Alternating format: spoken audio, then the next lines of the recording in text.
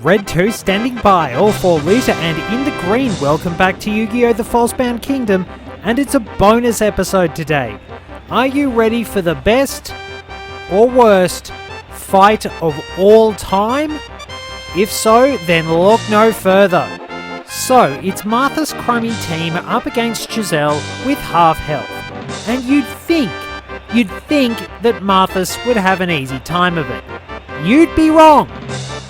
It turns out Giselle's monsters are reasonably capable, and our crappy AP leaves us at a bit of a disadvantage. Dark Plant can actually poison things, but that doesn't help a great deal. As I've said, poison is a really awful status condition because it doesn't do a lot. So, we're slowly trying to whittle down Big Insect. Wonderfully imaginatively named. Anyway, the poison does actually do a bit of damage, and we get an antacid tablet thrown at us. So, Dark King of the Abyss takes the hit. Reasonable amount of damage there, a lot more than I thought. Anyway, Kanekabuto lands a hit, Dark King of the Abyss taking the blow again. Plenty of bubbles, lots of trouble, lots of bubbles. And Paralysis Scythe hits Dark Plant. Doing some weed whacking there. And reasonable damage. And Kanekabuto gets to go again because the turn order is janky as all get out. Never seems to be organised properly. It's a real pain, and there's the critical. Dark King of the Abyss looking pretty foolish right about now. Sizing up the move. Going in with the bad breath. And it hits Mystic Horseman. So, Mystic Horseman is poisoned, not a lot of damage. Water Girl only having 2 AP is a pain in the backside. She gets a lot more later on, but she's not very helpful right now, which is incredibly irritating. Big Insect takes the hit, and it recovers from poison, unsurprisingly. Spits out another antacid tablet at Dark King of the Abyss. Recoiling in pain there. Checking the scores, Giselle is still in the lead, and it's a fairly solid hit. We're going for the Inferno Trial now. For some reason didn't attack the ant.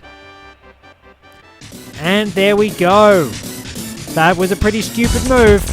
Mystic Horseman comes in, lands the blow.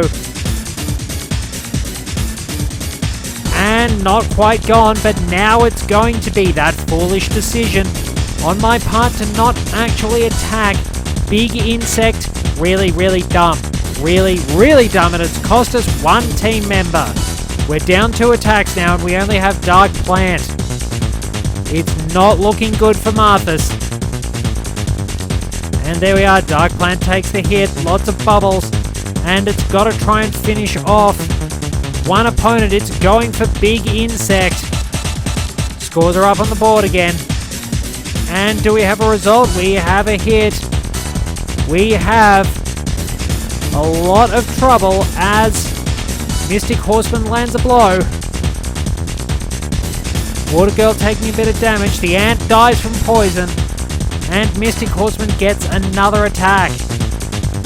Dark Plant getting reaped. And that does not put Marthis' team in a very good spot. Absolutely no score gained from taking out Big Insect. That was terrible. Marthis did not do a very good job there, though that was technically my fault. Giselle backs off and tries again. All this time we're blathering on about various profiles.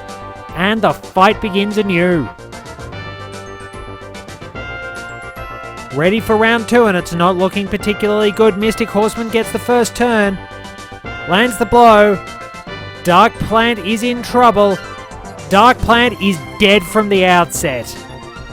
And that leaves us with a pretty sticky situation. Really, really bad decisions made by the team here. Water Girl has to take out Mystic Horseman. Not a lot of points gained, admittedly. Mystic Horseman is down and out. And they just have to wait it out because Kanekabuto guards.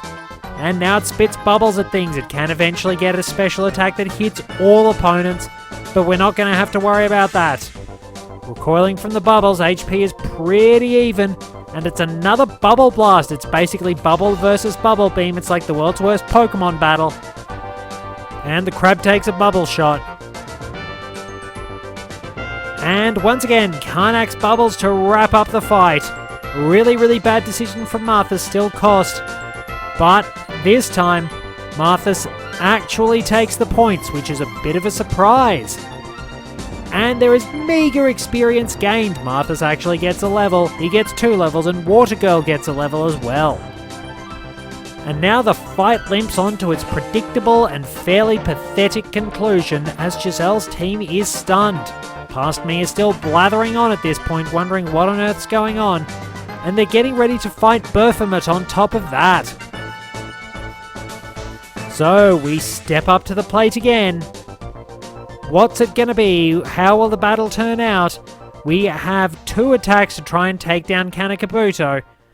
Don't think it's going to go particularly well because Watergirl does not hit particularly hard at this point. Marthis' team does not actually have any items, and there's an opportunity to kill it.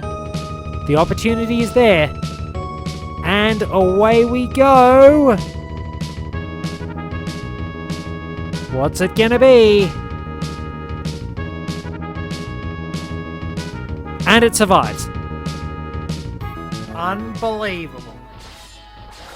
So, after having had the worst battle of all time,